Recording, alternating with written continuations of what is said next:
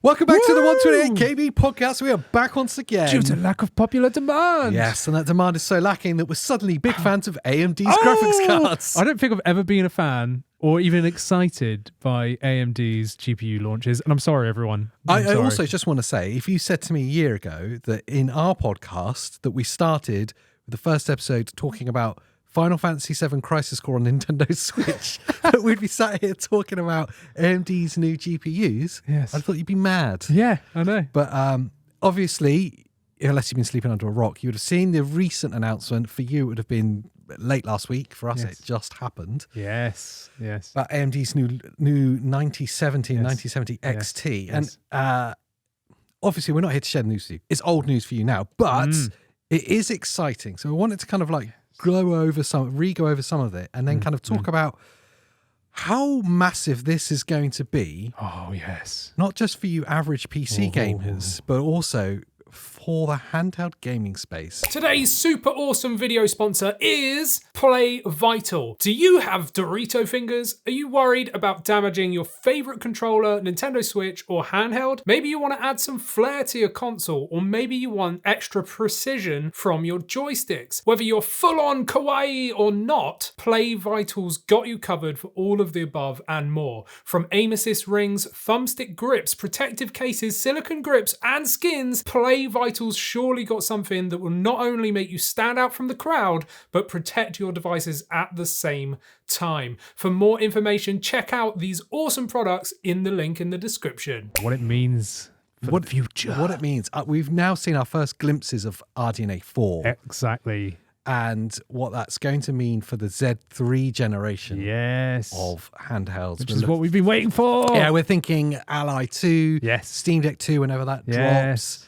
And maybe the other offerings from everyone else when they kind of finally jump in.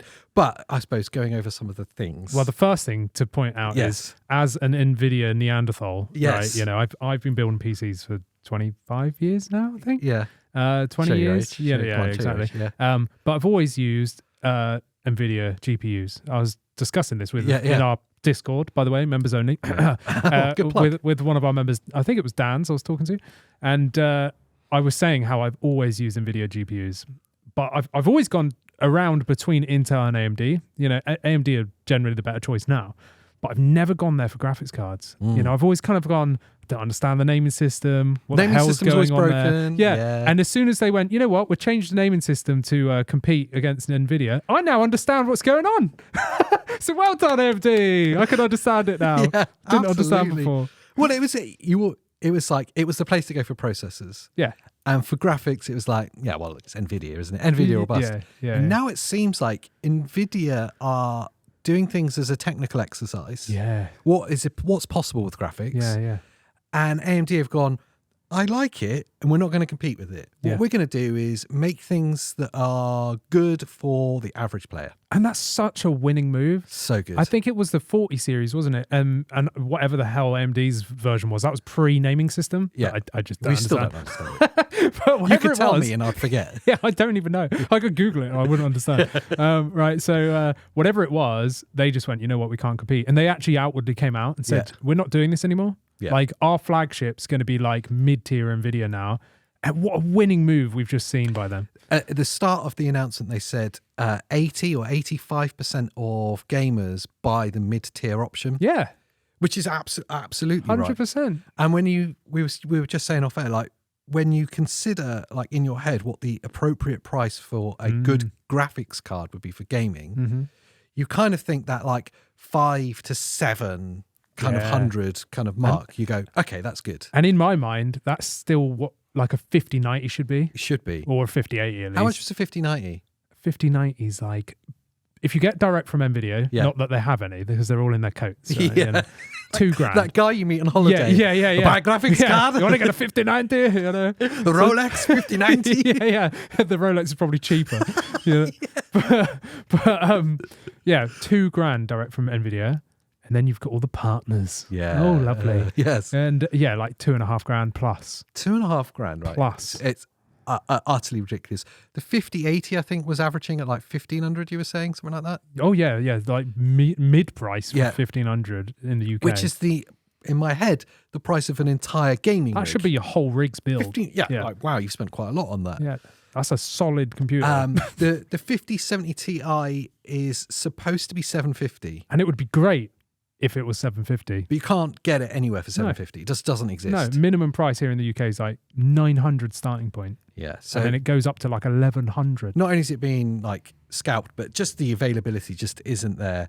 I want to do a quote just on availability a minute ago. I'm skipping around a little bit because it's exciting. Yeah. AMD had a great little dig at NVIDIA. The whole thing was just gentle jabs at NVIDIA. Yeah, it was we believe that our 9070 XT will be going toe-to-toe with what we've seen from the 5070 Ti that users may not be able to buy. I love that. They've been working. The point is, they've been working really hard to make sure that there's availability day one. Yeah. From I don't know from themselves, but definitely from their partners. Yes. I don't know. Do they sell direct from themselves as well? They used to, because I remember seeing the what NVIDIA call Founders Edition, heat sinks and stuff on the AMD stuff. Yeah. But again, I've never bought one. So just for those of you that have forgotten or didn't see the announcement, you've got 2 price points on this. You've got the 549 and the 599. Yeah. So that's the 9070 and the 9070 XT. Yes. So firstly, their top end version is $599. Yeah.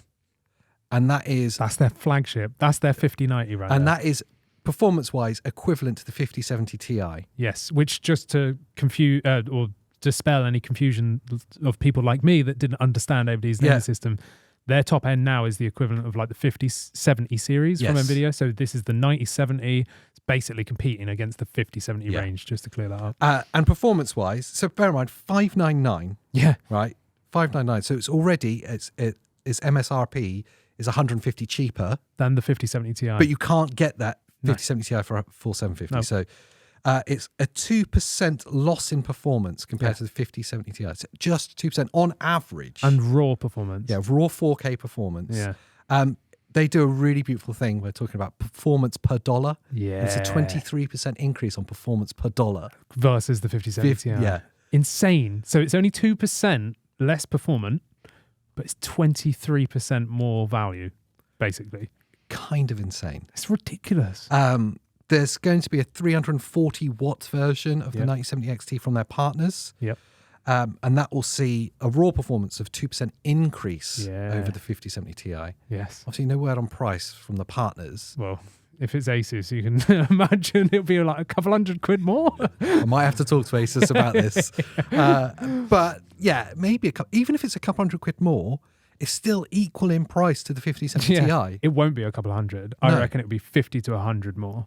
So it'll be cheaper. Yeah, it'll still be cheaper. This is the really exciting thing, and they definitely pitched it as like we're doing what the average gamer wants with this. Yeah. That it's a breath of fresh air right now. 100%, especially compared to NVIDIA. Yeah, and the funny thing is, which I really loved, skipping a bit there, is that we're comparing the 9070 XT to the 5070 Ti, which is what they've done, right? So $600 versus $750.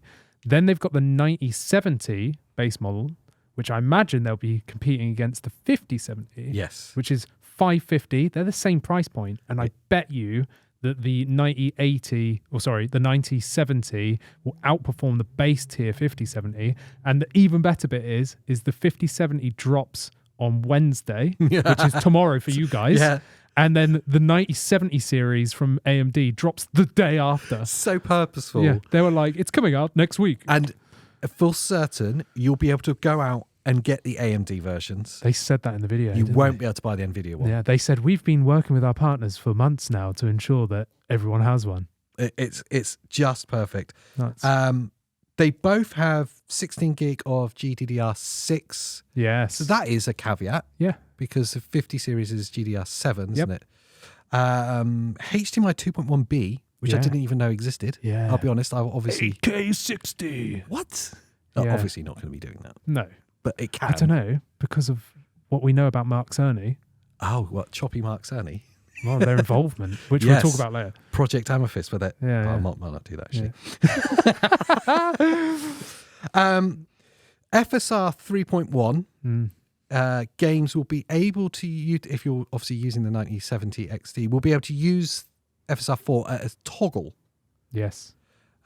Currently, there's 31 games that will be able to use it, and there'll be 75 by the end of the year. Yeah, so any game that currently supports FSR 3.1, yes, from a toggle of a button from the developer, I imagine, yeah, automatically enables FSR 4 without them having to do anything. It's not like we've seen with the NVIDIA launch with DLSS 4, no, where they've basically got to re-implement it. Yeah, and you're just waiting and waiting, and that's why you still see games with no DLSS 4 yet, because no one's bothered. With FSR 4, it's literally going to be like a tick box. Oh, look, now it supports it. Amazing. The whole rollout is feeling very exciting. It's very exciting. And I know we've teased what we're going to talk about, but it's exciting for this whole thing. Yes. Part of that as well is the huge amount of PlayStation games that we saw. Yes. Like a huge amount of the studios, of games being shown. Mm-hmm. When that slide came up, yes, it's like, I spy PlayStation everywhere. All these, there's Nixies. Oh, hello, Naughty Dog. Gorilla, and all that, we got that in mind. And then, of course, you picked up on them mentioning Project Amethyst, which rubber banded back to Mark Cerny talking about PS5 Pro and PISA. Yes. And their partnership with AMD to work on the next generation of PlayStation Super Resolution. Yeah, machine learning. It's Project Amethyst. And you kind of go, well, this is not just exciting for PlayStation fans out there, the potential for the PS6. Yes. But also for PC players that love playing a bit of your PlayStation games. Yes. We're going to obviously be seeing loads more coming onto PC. Yes. And not just for the future. For people that are like, oh, yeah, but I've heard PISA's not like overly that good. Bear in mind the PS5 and the PS5 Pro are running RDNA 2. And this, what we're talking about today, is the first glimpses of RDNA 4. Yeah. They've just missed it. That's a whole leap. They've missed one. Yeah. I want to get into the performance. I'll do it. And I like this. Performance specs. And I've given a little note for myself there. Ooh. Performance specs on image below. Oh. Thanks, past AJ. Oh, that's good. Performance specs. It's kind of crazy. Whilst you're looking at that, I really want to just round up. Not only does it have the HDMI 2.1B, also has DisplayPort 2.1. It does. Which is the more exciting thing for PC gamers, because everyone knows DisplayPort's better than HDMI. And finally, PCIe 5. Yes, PCIe. Yeah, sorry. Obviously, that's a really big thing. Yeah. So get your new motherboards in. Oh, well, someone I already know has got one. Oh, really? Get your new CPUs We won't be talking about that for a while, Andy. I've done nothing. Okay, so we've got some performance charts and ultra-fast 4K AI-powered gaming. Yes. Right. So, Call of Duty Black Ops 6. Nice. Raw dogging. Raw dog performance. Raw dogging? Yeah, raw dogging. Oh. 72 frames per second, 4K raw dogging. Full everything. Full everything. Full ball raw dog. 72 FPS, right? Yeah. If you... In 4K? Yes, if you switch on FSR 4 upscaling, 128 FPS. And the FSR 4 upscaling and frame gen, 206 FPS. It's a 2.9% increase in performance. Crazy. There's some absolute mad ones. Ratchet and Clank. Yes. 39 FPS, 4K. Yeah. Raw dogging it out, ultra everything. Yeah. 78 FPS with FSR 4 upscaling. Amazing. And 144 FPS with upscaling and frame gen. So 3.7% increase. 3.7 times increase. Yeah. Space Marines 2 is 55 FPS, 4K. Yeah.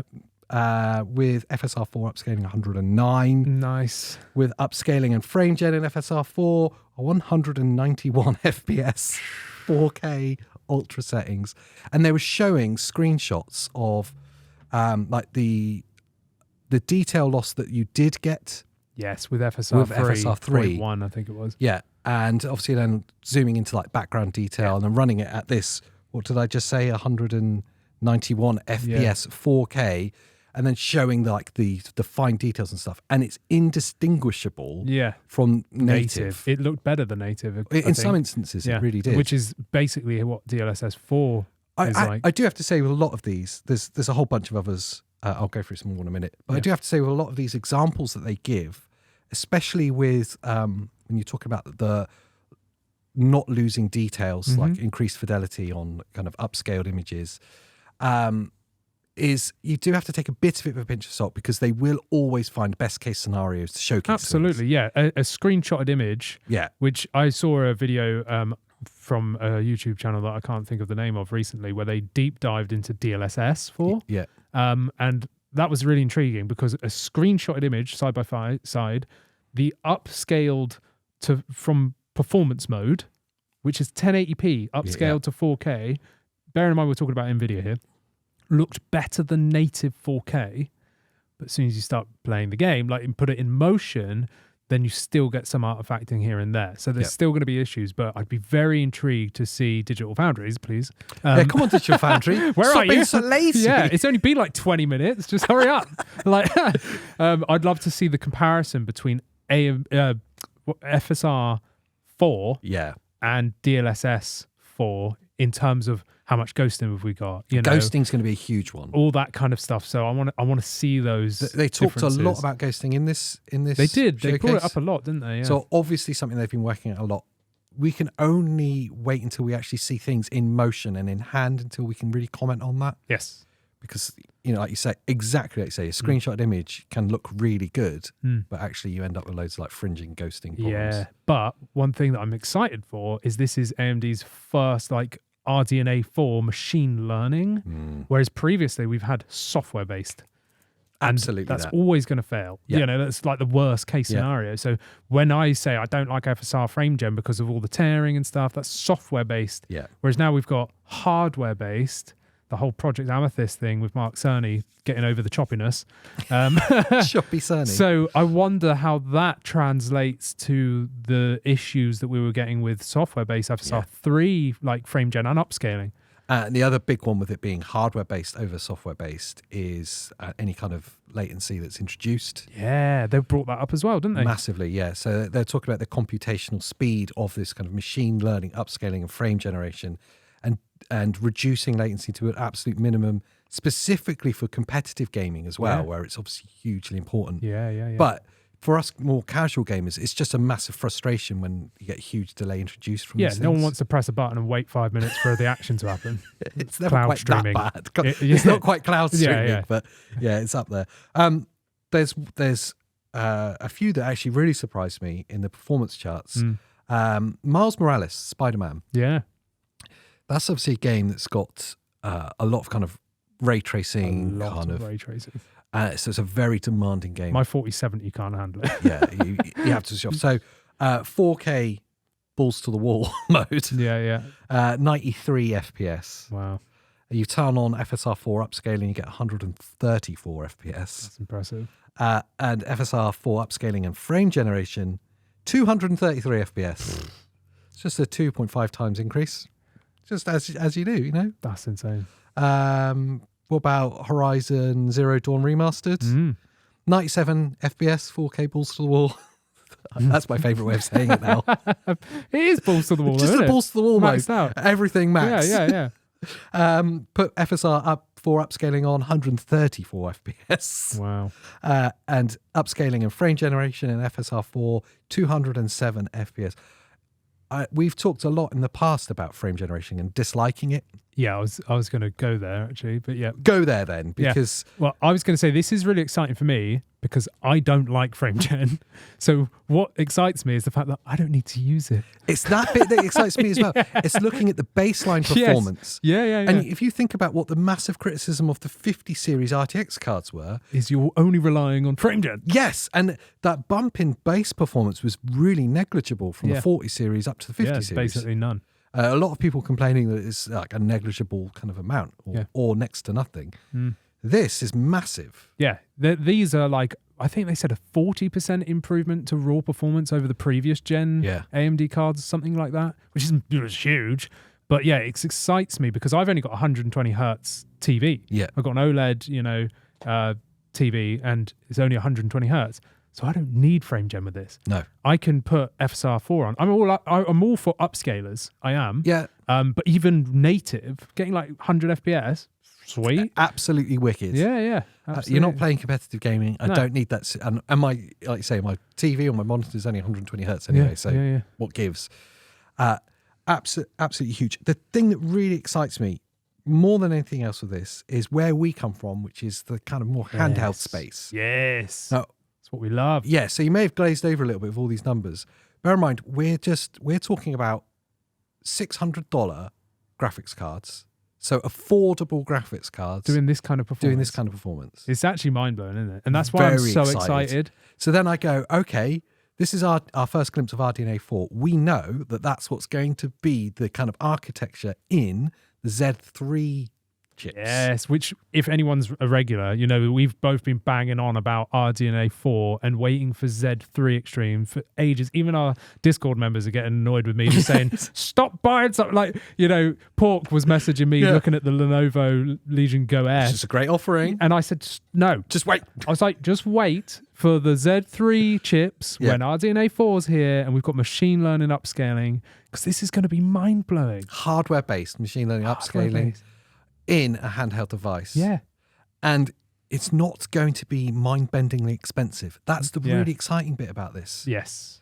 So obviously there's going to be added cost because you're talking about shrinking everything down into an APU. Yes. And this is kind of crazy. Yeah.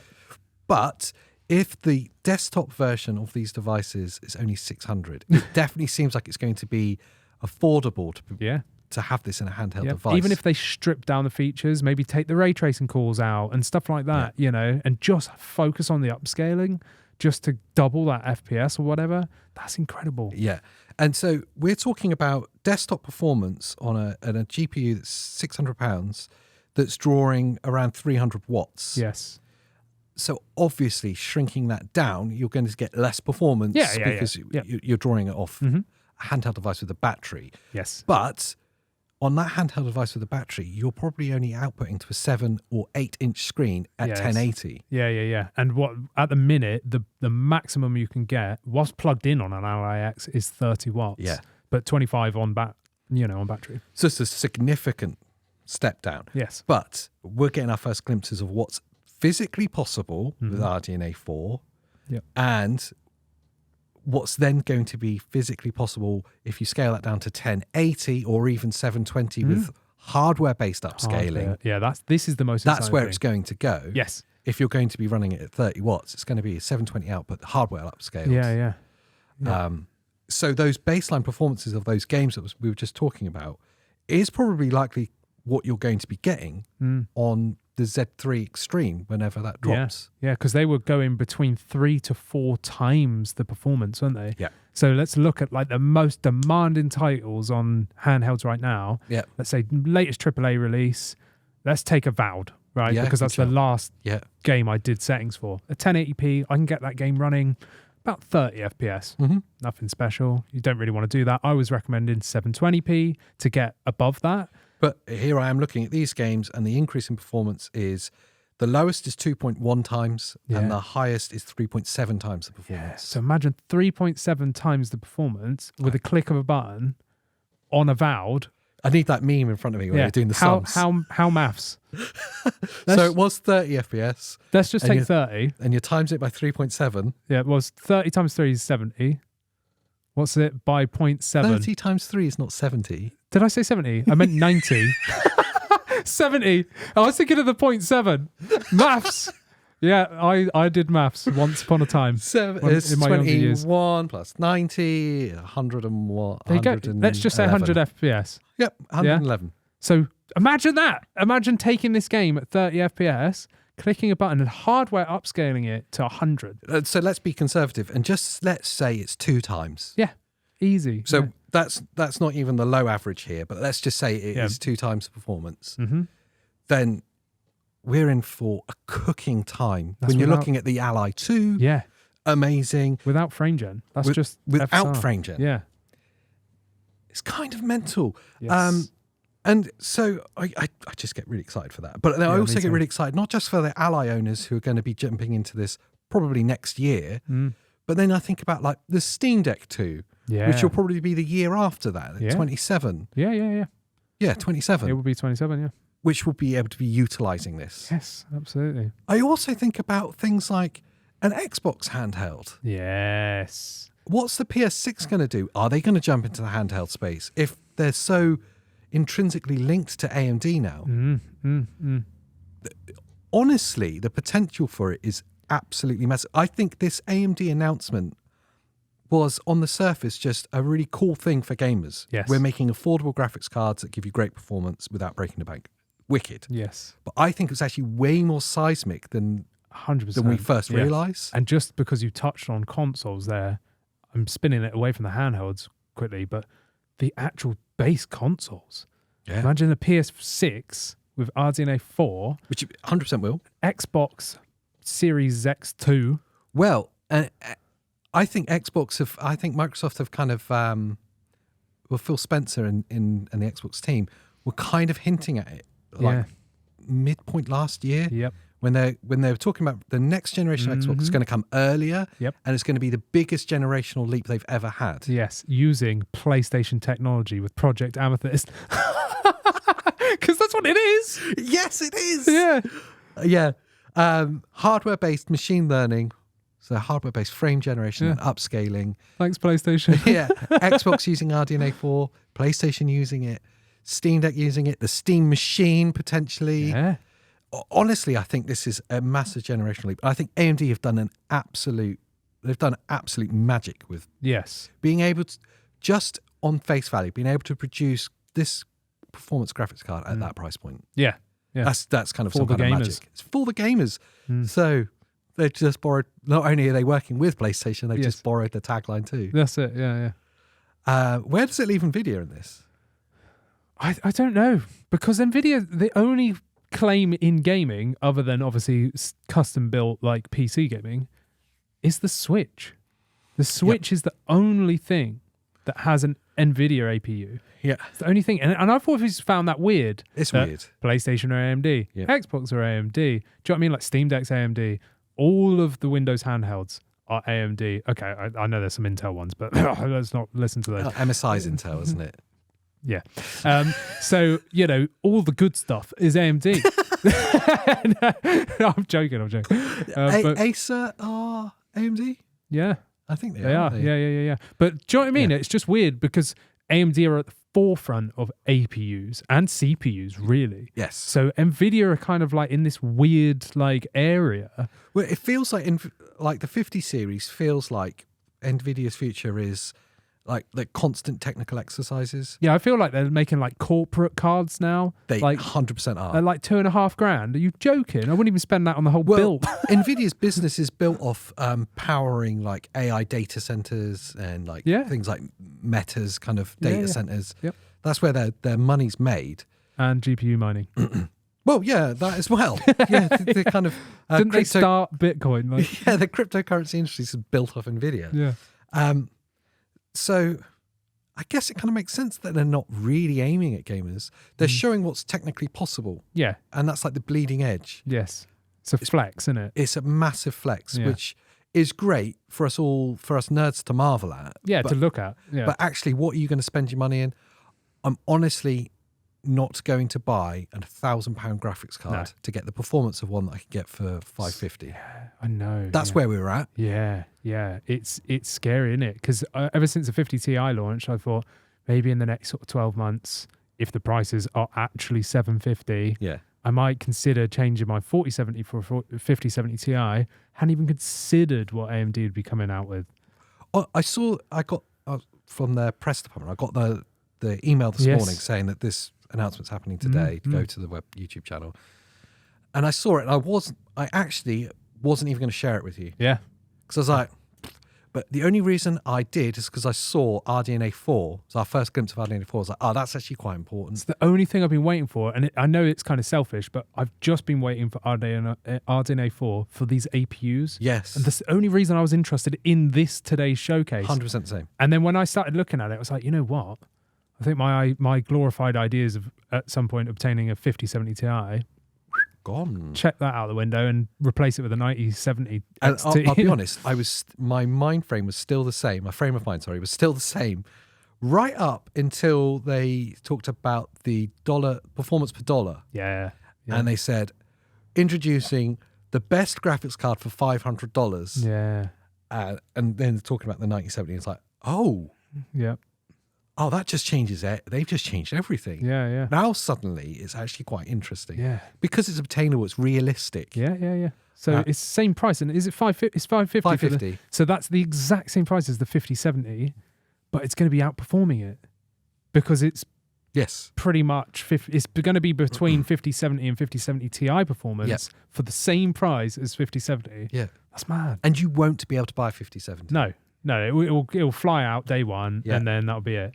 And there's probably a possibility that you'll only get it through partners as well. Yes, so the price will be jacked. So I'm very so I'll go back to that with the 5070 Ti. It's great if you can buy it for 750. Yes. But you'll never be able to buy it for 750. No. Not for the next year. Yeah. And then by a year's time, it's kind of pointless being excited. Do you know what I mean? Yeah. It's less relevant to be jumping in and being excited by it. Yeah. But it's okay at 750 if an alternative with the same or similar performance isn't available for $200 less. Yeah. But yeah, that was the face value thing. The real excitement is RDNA 4, what it means for this next generation of handhelds. I'm because I'm already still mind blown over what we have already. It's crazy. You know, like the Ally X, even to the point of, I know Steam Deck's aging, but it's still an incredible bit of kit. That's insane. All of these handhelds floating around, even the new Lenovo stuff, you know, pushing the new chips, even though they're roughly equivalent of the Z1 Extreme. Yeah. But it's all exciting. And when I sit down and play a game, I still sit there and go, this is wicked. I can't believe this is happening. Yeah, like me and Christina were playing Lords of the Fallen, and I said to her, I'm probably going to have to hook my Ally to my eGPU. Don't know if it's going to play very well. I said, I'll just play for a couple hours first, just to tweak settings and see if I can run it on the handheld, thinking I'd be chugging it like 25 FPS, whatever. I'm there, like casual 60 FPS on a handheld, you know, like tweaked settings and stuff.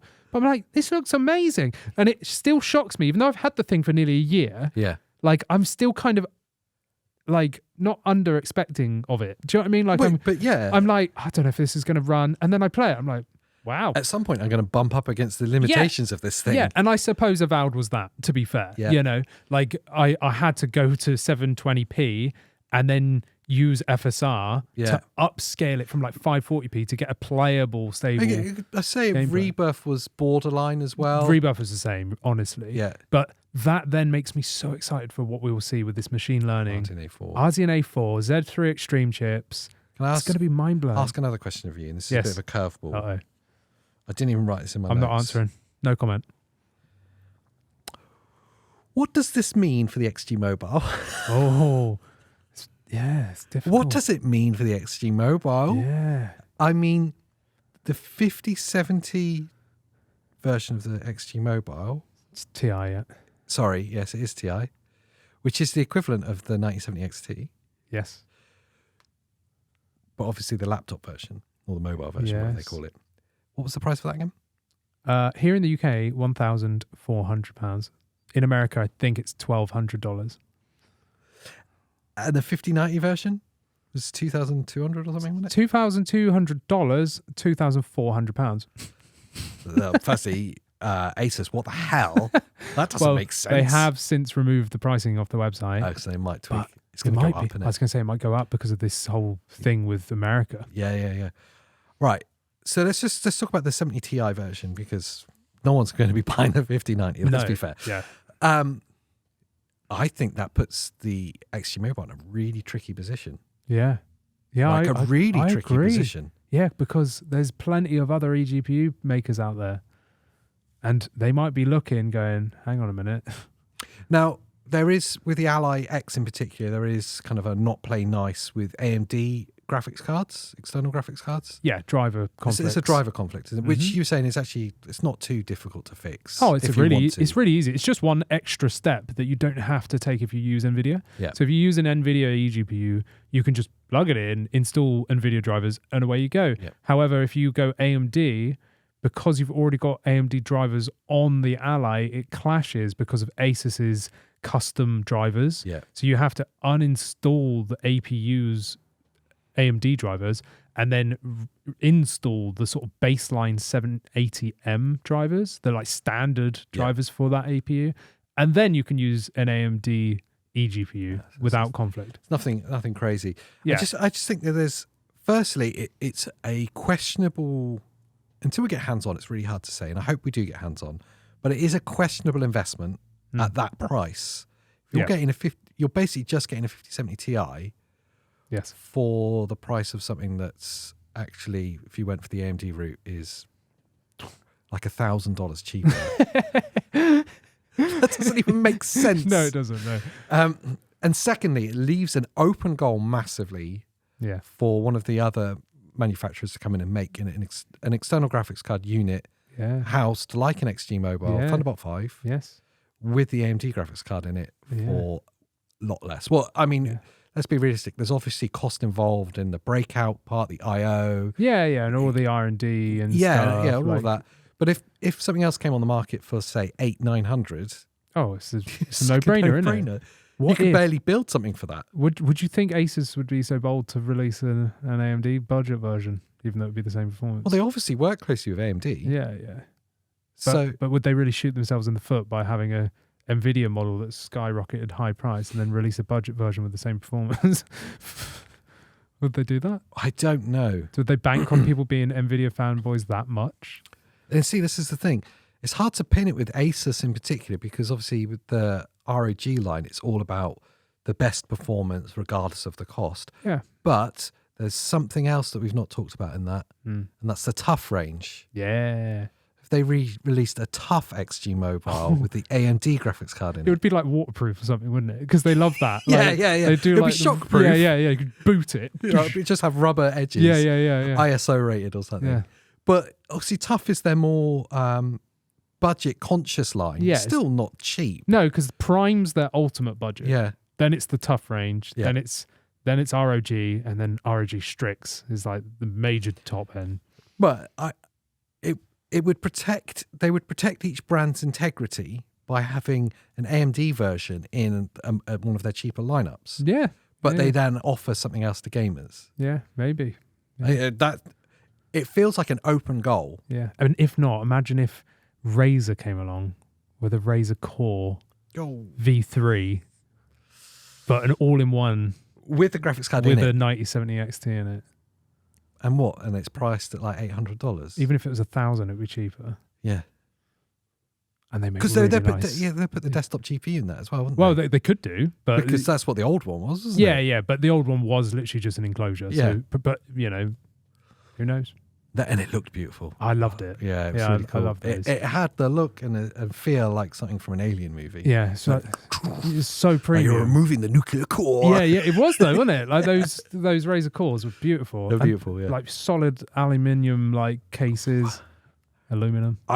Honestly, I don't think it's been stressed enough how, I don't want to overblow it too much, but like seismic that announcement was. I know. I'm excited on for all everything fronts. that we're like looking at. Yeah, I'm excited as a PC gamer. Yeah, I'm excited for the fact that Mark Cerny believes in no choppiness and has worked with the AMD to basically foresee. Because 30 FPS is choppy, right? It is. Yeah. Okay. Yeah. So PS5 is choppy. Like the whole PS5 lineup. Yeah.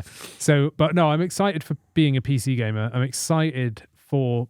This could be opening the doors for more PlayStation games coming. When you look at all those developers, it's all the PlayStation the fact developers. That Nix's was there. I was like, okay, every game ever. All of Naughty Dog and everything. Like, they're all there. The entire PlayStation lineup's on PC now. Yeah. And so they should have just had a PS logo on it. So that, to me, seems like we're going to see more PlayStation games coming to PC, which is exactly why I sold my PS5. Yeah. Because I had faith that more PS5 games would come to PC, because that's where I want to play. Because games are cheaper. I'm not paying 70. Sorry. That's the only reason it's not performance. Games cheaper. Yeah, games cheaper. I'm getting It's one of the arguments I hear all the time about Steam Deck, though. The reason to buy Steam Deck. Games cheaper. I'm like, can't argue with that. Yeah, exactly. But also then, what excites me is where this is all going to trickle down, the bleeding down effect to the APUs, and what we'll see in 2026. Yes. 2026 is going to be the year of the handheld. Yeah. I think we're going to see some real value in the market, some real performance. And you've just done a news video about the sales of all handheld consoles since launch. It's only been like 2 to 3 years that they even existed. Yeah, 2022 it started. Yeah. With the Steam Deck. That's when they started recording sales. And since then, there's been 6 million units sold. Yeah. Which when you think, I said it in the news video, it's hard to appreciate because we talk about like PS5 numbers and Nintendo Switch numbers. Yeah, they're all sky high. 150 million and 70 million for the PS5. So, and 1 million for the Xbox. when you put it in that, it's hard to appreciate how big it is. But you've got to remember, this is like the early 1980s. It's like nothing existed before it. Yeah. And now suddenly there's this thing. Yes. And it's already done 6 million units. Yeah. So, and we've still got another year for that number to creep up, more people to become aware and go, actually, I want to delve in that. Yeah. Or maybe buy secondhand ones and go, you know what, I do like this. And then come 2026, we're going to have this huge Here's one thing that's really interesting. Sorry, it's a real aside. Right. With the handheld market, you said some secondhand ones. One thing that's really surprised me is the secondhand prices of stuff holds up. It's nuts, isn't it? Way more than any other gaming area at all. Yeah. Way more than PC gaming. Mm-hmm. Way more than consoles. It's crazy, isn't it? I'm seeing Steam Decks selling at the price of new. Yeah. Like $450 for an OLED, it's $480 new. You go to any of like the secondhand stores, they actually cost more than they do new, which is weird. It's mad, isn't it? Yeah, here but in the UK. Not just the Steam Deck, but I've seen plenty of the Z1 Extreme Allies, and they're selling at like 500 quid. And you know, that's kind of the price they are new. Exactly. Same with the Lenovo Legion Go's. Yeah. Like they're all like silly prices secondhand. Yeah. It's like, what are you doing? It's weird, but buy like, new. Yeah, the secondhand price of them really holds up, which is a really nice thing for you owners because it's kind of it's a reassurance that you're not buying something that's like you typically get with gaming. Yeah. Like most gaming stuff is like you bought it and it's like hemorrhaged 80% of its value straight it's away. Like buying a car. Yeah, it's worse probably. Yeah, you dink the alloy as you're driving out the dealership. There's 20 grand gone. Yeah. So it's genuinely the next generation because I still feel like we're in the first generation of handhelds, PC handhelds. Yeah, and we are, and the RDNA 4 stuff is the second gen to me, and we've just seen like we've just seen the tease. Yeah, they've cracked the door open and have a look inside, and you go, okay, 3 times the performance. Yes, and even if it's 2 times, I'd be happy.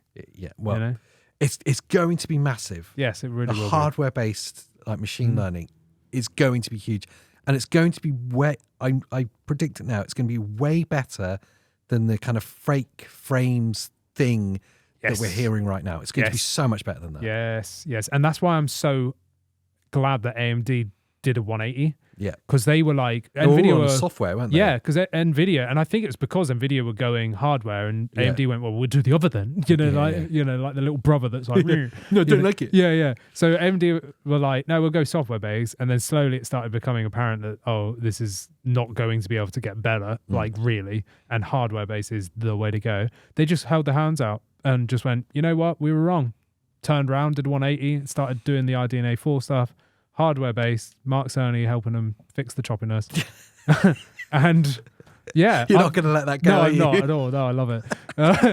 But I'm really excited. I'm genuinely excited by this news. Like, really excited. It's just for gamers on all levels, even if they don't even know it yet. The future PlayStation users. Do you know what I mean? Like people that PS6 is going to be it's going to melt. Pisser 2. It's going to be great. It's going to be huge. It's not going to melt because NVIDIA aren't making it.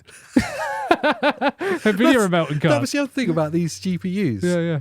They're 16 pin. Yeah. You standard. Just standard drop into your PCIe. Not the crazy 12 volt things that that were melting everyone's power supplies, and really normal kind of power draws as well. Yes.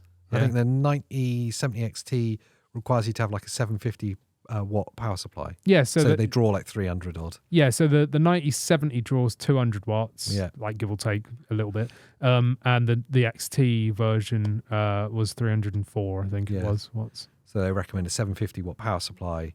That's very normal. Yeah. Or not like you said earlier when you were like, I need a 70 something 7,000 watt power supply. Well, you want a 7 kilowatt power supply. I went on a power supply calculator and just looked at some CPU and GPU and combos. Up 5 kettles to his PC. Yeah, and I misread it. But there we go. Yeah. Anyway, off tangents. Really exciting. Yes. I'd love to know how excited you guys are as well. Obviously, join in the conversation down below. Oh, yes. Did you watch the announcement? Was this the first you heard of it? If not, go over to the AMD channel, or probably, let's just say, Digital Foundry have probably done a really great video by now.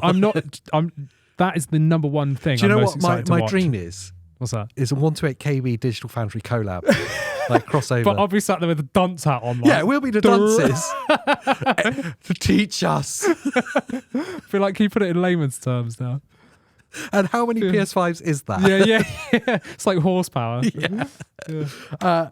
Anyway, yes. Join in the conversation down below. Are you excited for this? Are you as excited as we are for RDNA 4 and the next gen of handhelds? Because it feels like this is seismic and we're on the cusp of this new generation now. 100%. Let us know down in the comments. And once you're down and digging around, please do subscribe to the channel. Consider joining the memberships because then you get to talk to us more about boring things like this. And what else do they do? Have a nice day. Have a nice day. I'm keeping it. But yeah, watch this one. Have a nice day. Have a nice day. Such a polite way to end. It's nice, isn't it? Yeah. Nice People liked it, that podcast where I said it. They kept commenting it underneath. Cheers. Bye.